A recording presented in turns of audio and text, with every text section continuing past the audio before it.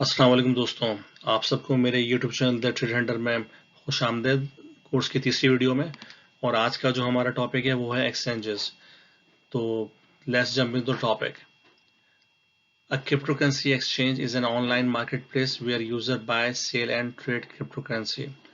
A cryptocurrency exchange works similar to an online broker as user can deposit fiat currencies such as US dollar and use those funds to purchase cryptocurrency. तो simply cryptocurrency exchanges जो होते हैं वो online market place होता है या online platform होता है जहां पर एज अ यूज़र हम लोग जो होते हैं वो ट्रेडिंग करते हैं या दूसरे लफ्ज़ों में आप कह लें कि बाय और सेल करते हैं क्रिप्टोकरेंसी की। और ये क्रिप्टोकरेंसी एक्सचेंज जो होते हैं वो ब्रोकर होते हैं, ऑनलाइन ब्रोकर होते हैं। और एज अ यूज़र या एज अ ट्रेडर जो होता है हमें अपने फंड्स को फिएट करेंसी US डॉलर में डिपॉजिट करना होता है इन एक्सचेंजेस में परचेजिंग करने के लिए क्रिप्टोकरेंसी को। आज की इस वीडियो में मैं आपके साथ डिस्कस करूंगा सेंट्रलाइज एक्सचेंजेस या सेक्स और डिसेंट्रलाइज एक्सचेंजेस या डेक्स के बारे में। सेंट्रलाइज एक्सचेंजेस और sex regulated KYC. Traditional exchanges are also regulated by KYC laws that required any new customer information including name, phone number, house address and tax ID number before beginning trade in exchange. Centralized. Traditional exchanges are centralized, owned by a company that has complete control over the exchange and computers that run it. Required user deposit. In traditional exchanges, user need to deposit money to the exchange. So basically exchange control over their funds. तो centralise exchanges जो होते हैं वो regulated होते हैं। वहाँ पे KYC जो होती है वो रेगुलेशन लॉज जो होते हैं उसके लिए रिक्वायर्ड होती है। तो एज अ न्यू कस्टमर या न्यू ट्रेडर हमें किसी भी सेंट्रलाइज एक्सचेंज में अपना नाम, अपना फ़ोन नंबर, अपने घर का पता और टैक्स ID नंबर सबमिट करना होता है लाजमी। और उसके बाद एक्सचेंज देखता है कि वो आपको आपकी सब चीज़ें सही हैं तो वो आपको ट्रेडिंग के लिए अप्रूव कर देता है। KYC जो है वो आपकी अप्रूव कर देता है। अब देखें यहाँ पर टैक्स ID भी रिक्वायर्ड होती है। क्यों होती है ये भाई? इसलिए होती है कि आप जो हो टैक्स पे करो, मतलब आप खुद भी एज अ ट्रेडर जो है पैसे बनाओ और एंड ऑफ द ईयर जो है जो भी मुनाफा आपने कमाया है उस पे आप गवर्नमेंट के कवानीन के मुताबिक वहाँ की गवर्नमेंट को टैक्स पे करो, जैसे हम US में करते हैं। ठीक है, तो रेगुलेट करो, बैन नहीं करो। जैसे पाकिस्तान में बात करते हैं, पता नहीं समझ में कब आएंगी चीजें। भाई डॉलर आप यहाँ पे क्रिप्टो करेंसी को जो है वो लीगलाइज करके या रेगुलेट करके आप बहुत अच्छा ज़र मुबादला कमा सकते हो। अलाउ करने दो भाई ट्रेडिंग वहाँ के नौजवानों को जो करना चाहते हैं। आप अपना टैक्स जो है वो जो भी कवानीन पाकिस्तान के उसके हिसाब से लागू करो उस पर और उसको रेगुलेट करो।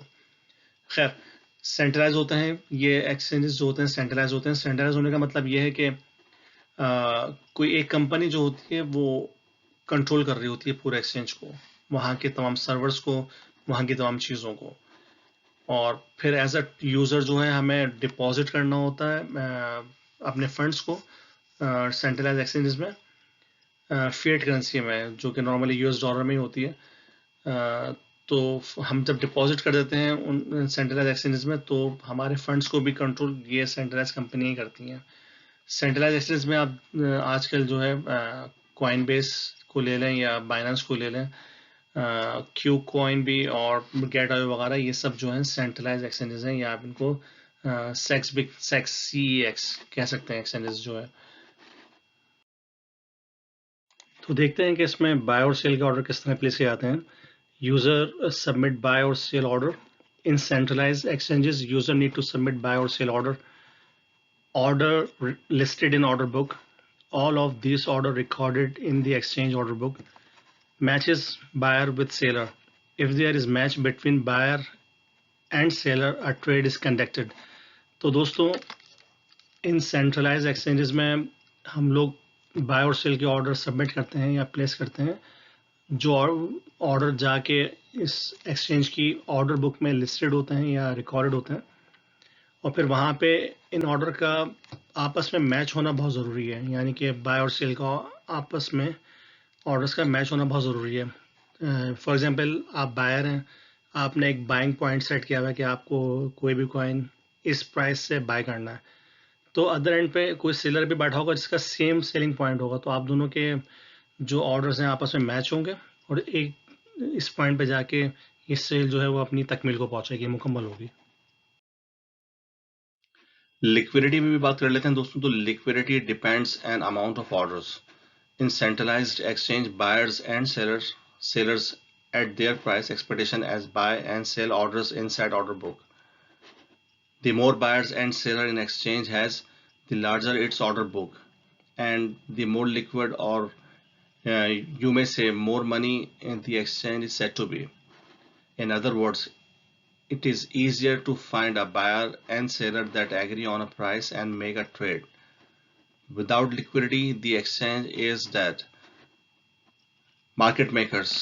Some centralized exchanges use external service called market makers. Market makers supply liquidity to an exchange. तो ये सेंट्रलाइज एक्सचेंजेस जो होते हैं दोस्तों, इसमें जो बायर और सेलर होते हैं वो अपने जो ट्रेडिंग के प्राइसेस होते हैं वो सेट करते हैं और अपने ऑर्डर जो है वो प्लेस करते हैं। ऑर्डर, जैसा कि मैं पीछे भी बता चुका हूँ कि एक्सचेंज की ऑर्डर बुक में जाके रिकॉर्डेड होते हैं, और जितने ज़्यादा बायर्स और सेलर्स होंगे एक्सचेंज पे, एक्सचेंज की ऑर्डर बुक जो होगी उतनी ज़्यादा बड़ी होगी और उसमें लिक्विडिटी का जो तबादला होगा वो उस एक्सचेंज पे वो उतना ही ज़्यादा होगा। दूसरे अल्फाज में आप इसको इस तरह समझ सकते हैं कि ट्रेडिंग करना बड़ा ज़्यादा आसान हो जाएगा, क्योंकि बायर और सेलर जो होंगे वो एग्री होंगे प्राइसेस पे और ट्रेड होगी, यानी कि हर पॉइंट पे एक बायर बैठा हुआ होगा और एक सेलर बैठा हुआ होगा और ऑर्डर मैच हो रहे होंगे और ट्रेडिंग हो रही होगी, और इस तरह जो होगा एक्सचेंज के लिए लिक्विडिटी भी जो होगी वो जनरेट हो रही होगी। अगर ऐसा ना हो तो एक्सचेंज जो प्रैक्टिकली होता है वो गैर फाल होता है या डेड होता है, और मतलब बेकार हो आता है एक्सचेंज जो होता है अगर ऐसा ना हो, ट्रेड इस तरह ना हो। मार्केट मेकर्स, आपने सुना होगा MM, ये एक एक्सटर्नल सर्विस होती है। इस सर्विस का काम होता है कि वो एक्सचेंज को लिक्विडिटी की फरहमी को यकीनी बनाए। तो दोस्तों ये कुछ पॉइंट थे जो कि हमने सेंट्रलाइज एक्सचेंज में कवर किए। अगली स्लाइड से हम शुरू करेंगे डिसेंट्रलाइज एक्सचेंज के बारे में, तो चलें हम जंप करते हैं। जी दोस्तों, तो अब बात करते हैं डेक्सेस पर या डिसेंट्रलाइज्ड एक्सचेंजेस पर। DEXs are a type of cryptocurrency exchange which allow us peer-to-peer cryptocurrency trading. DEXs are not controlled by anyone. They cannot be regulated and are in fact open to everyone. When using a DEX, there is no need to open an account or go through an identification process or submit personal information. Additionally, DEXs allow users to trade directly from their own wallets, allowing them to keep full control over their funds. तो डेक्सेस या decentralise exchanges जो होते हैं दोस्तों, वो हैं जहां पर हम एज अ ट्रेडर या user pair to pair trading करते हैं, और डेक्सेस जो होते हैं ये किसी के कंट्रोल में नहीं होता है और डेक्सेस को रेगुलेट भी नहीं किया जा सकता, और ये हर किसी के लिए ओपन होते हैं। जब हम डेक्सेस पर हमें ट्रेडिंग करनी होती है तो हमें किसी भी किस्म का अकाउंट वहाँ पर ओपन नहीं करना होता, या अब किसी भी किस्म के आइडेंटिफिकेशन प्रोसेस को और अपनी पर्सनल इन्फॉर्मेशन को सबमिट नहीं करना होता। जैसा कि सेंट्रलाइज एक्सचेंज में होता है कि हम अपनी KYC जो होती है वो सबमिट करते हैं, फिर वो अप्रूव होती है, फिर आप ट्रेडिंग करते हैं। यहाँ पर आपको ये सब चीज़ें रिक्वायर्ड नहीं है, यहाँ नहीं करनी होती। और एडिशनली जो होता है डेक्सेस जो होता है वहाँ पर हम डायरेक्टली जो होता है अपने वॉलेट से जो होता है वो ट्रेड करते हैं, और हमारा अपना कंट्रोल होता है हमारे अपने फंड्स पर, ये जो कि बहुत अच्छी बात है। No order book. DEXs don't store any user funds and have no order book. Liquidity created through liquidity pools. Liquidity on DEXs is created through liquidity pools. Pools are a shared pot of funds deposited by the general public, and DEXs use liquidity pool in order to fulfill buy and sales order.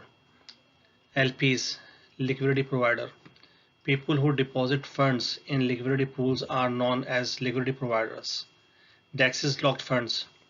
Liquidity provider receive a part of the DEXs trading fee in process known as liquidity mining. तो दोस्तों जिस तरह के हमने centralise exchange में देखा था कि वहाँ पे जब हम बाय और सेल के ऑर्डर प्लेस करते थे वो जाके उस सेंट्रलाइज एक्सचेंज की ऑर्डर बुक में स्टोर होते थे। यहाँ पे डेक्सेस में या डिसेंट्रलाइज एक्सचेंज में ऐसा कुछ भी नहीं है। आपके फंड्स जो होते हैं वो ये स्टोर नहीं करते क्योंकि इनके पास ऑर्डर बुक ही नहीं होती। यहाँ पे लिक्विडिटी पूल्स जो हैं वो पूल्स आम लोगों या ट्रेडर्स की तरफ से जमा किए जाने वाले फंड्स हैं जो कि ऑर्डर की खरीदो फरोख्त को पूरा करने के लिए इस्तेमाल होते हैं। एलपीज या लिक्विडिटी प्रोवाइडर वो लोग होते हैं जो कि लिक्विडिटी में फंड जमा करते हैं, टैक्सेस इन फंड को लॉक करते हैं, जैसे कि जिससे ट्रेडिंग फीस हासिल होती है, जिसको लिक्विडिटी माइनिंग कहा जाता है। तो ये तरीक़ेकार था डेक्सेस या डिसेंट्रलाइज एक्सचेंज के काम करने का, और मैंने जो अहम पॉइंट थे डेक्सेस के वो सारे इस वीडियो में कवर किए हैं डेक्सेस की। तो उम्मीद करता हूँ कि आप बेहतर तौर पे आप डिफरेंसेस देख सकते हैं सेंट्रलाइज और डिसेंट्रलाइज एक्सचेंज में। तो अब आपको डिसाइड करना है कि आप सेंट्रलाइज एक्सचेंज में ट्रेडिंग करेंगे या डिसेंट्रलाइज एक्सचेंज में। और वीडियो अगर आपको पसंद आई हो तो इसको लाइक कीजिएगा और मेरे चैनल द ट्रेड हंटर को सब्सक्राइब कीजिएगा। मिलते हैं अगली वीडियो में, और जो टॉपिक हम कवर करेंगे वो होगा कैंडलस्टिक। तो अल्लाह हाफिज़।